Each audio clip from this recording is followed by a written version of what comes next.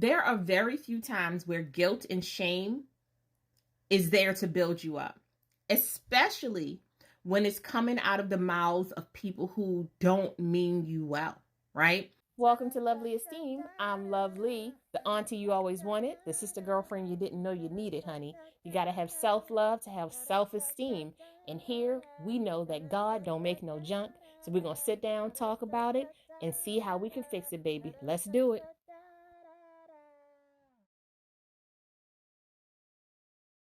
Because we spend time trying to raise adults. We spend a lot of time trying to convince somebody to do the right thing, to be honorable. We try to teach them how to be loyal. We try to teach them how to think outside of the box and to include everybody. We try to teach them how to really build themselves up and create a space where their responsibility to the community is viable. And there are going to be times in your life where you meet somebody and you may have met them at birth. You may have found out about them through an affair. You may have found out about them from work. You may have met them at the market. You may have met them in middle school. And every single time you see them, they got some bullshit with them. And it seems like they're attracted to you, right? And I don't mean in a sexual way. It means like their energy, they see you. And every time you talk to them, it is a new story. It's a new complaint. It's a new problem.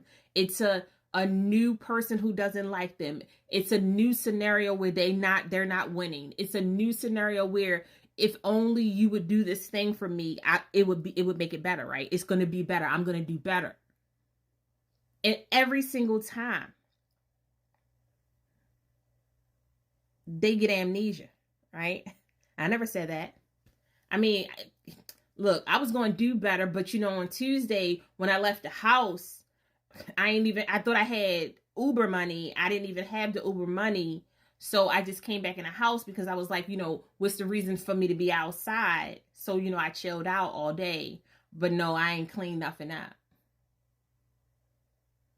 Or if such and such would have just did their job, then I could have done my job, because every single time they always calling me out. I'm always right. And if people would just let me do what I do.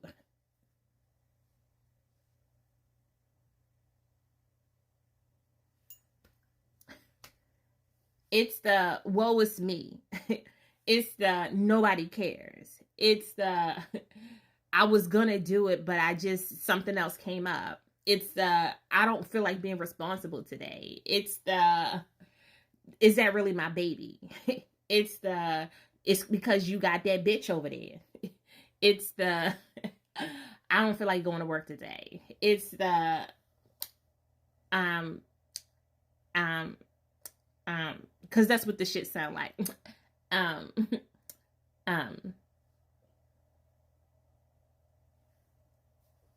But I'm supposed to keep forgiving you. I'm supposed to live in that space where I am such a godly woman that judgment no longer sets in my heart, right? And when I mean judgment, I don't mean judging you. I mean judging me. Why am I always here to enable your bullshit? Why do I feel like those are the questions you have to start asking yourself? Why am I always available to enable bullshit? Why am I always available to be the Mac? Why am I always available to provide a ride? Why am I always available to cash at the money? Why am I always available to listen to the stress? Why am I always available? Because at some point, we have to look inside of us and be like, am I enabling this person? And then it goes back to what I was saying earlier. Am I choosing to forgo common sense in order to fit status quo, right?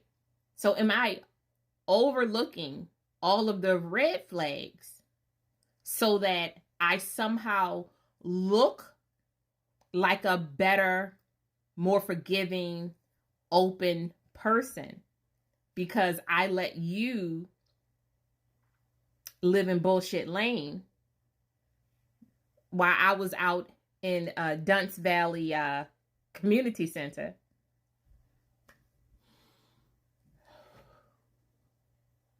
I think what I'm saying is that before you forgive somebody, ask yourself a couple of questions.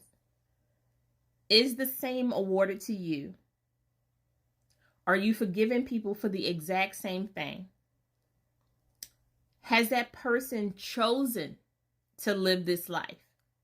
Or does it really happen to be happenstance? Are you fulfilling some part of you by allowing somebody to consistently violate your boundaries? And are you forgiving the person because you really want to forgive them?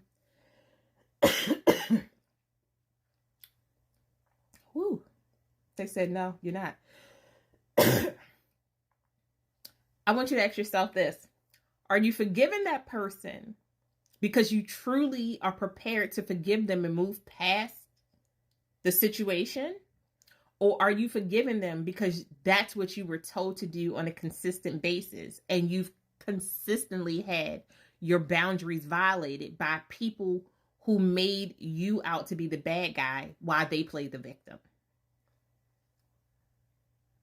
Now, I can't answer that for you, okay? I cannot answer that for you because all of us have done it. All of us have played the fool. And sometimes there are exceptions to the rule, okay? All right? I know, it's a song, not trying to copyright nobody, but everybody does play the fool sometimes. But at some point in your life, you have to realize that I am a mat, and I am allowing people to walk over me because I want that company. I want somebody to sit down and talk to me. I want somebody to love me.